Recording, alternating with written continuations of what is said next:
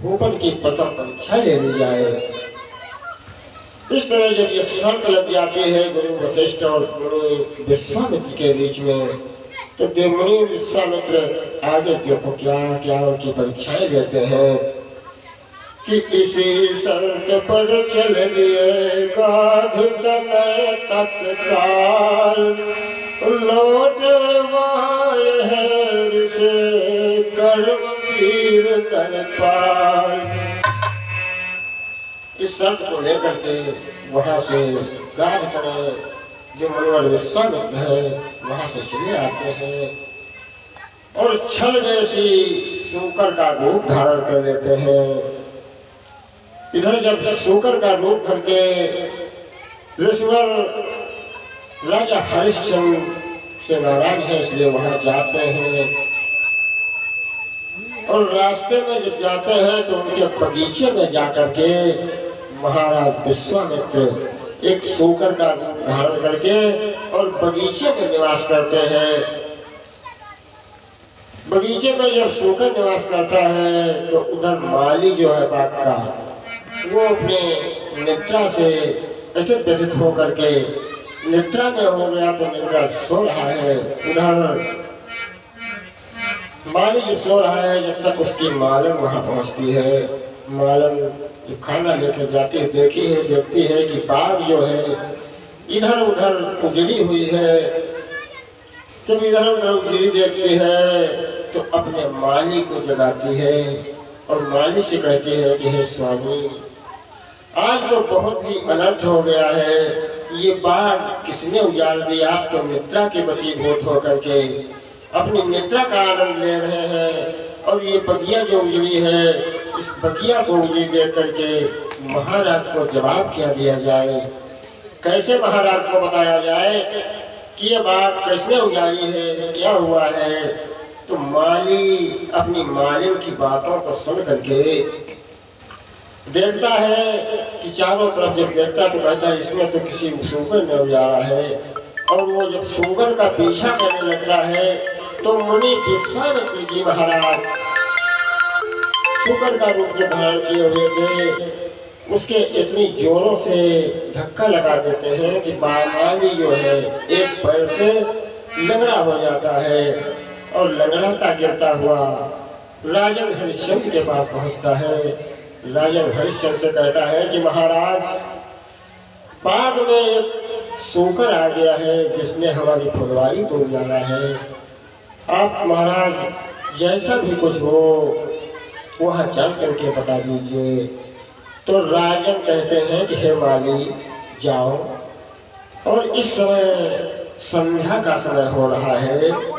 संध्या के समय क्षत्रियों का धर्म नहीं है कि किसी जीव पे हाथ खाया जाए, किसी की हत्या की जाए।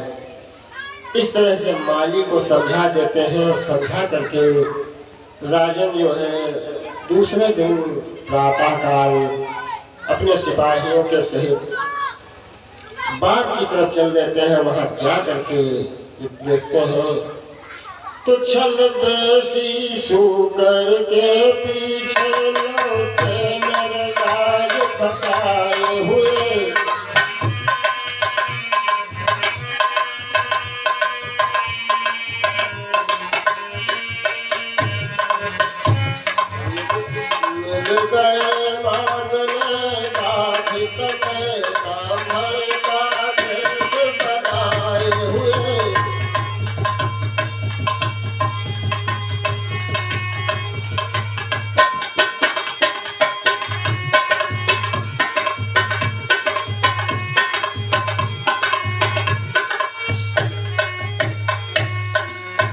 इस तरह से महाराज सूकर का पीछा करते करते बहुत ही जब शाम संध्या तक सुबह से संध्या हो जाती है, पीछा करते हुए सूकर नहीं मिलता है तो उसके पीछे चलते हुए जब थकान आती है फिर जब रास्ते में कुछ और चलते हैं तो आगे चल करके मुनि विश्वामित्र जी महाराज एक ब्राह्मण के भेष में राजन को दर्शन देते हैं।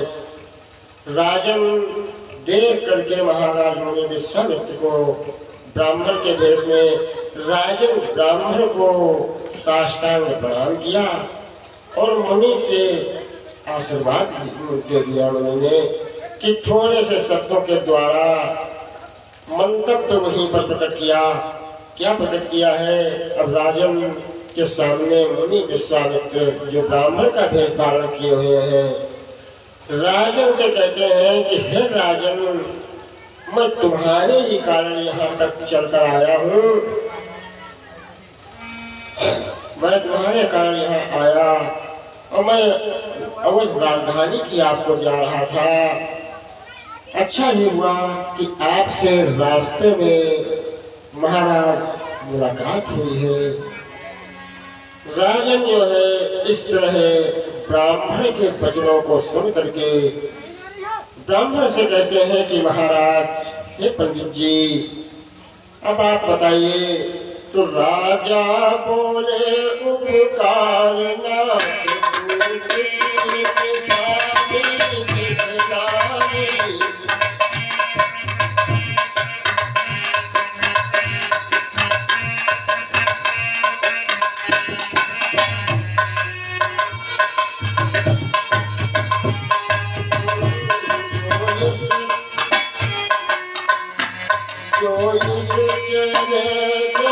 लायक हो करवा करवा क्या दीजिएगा।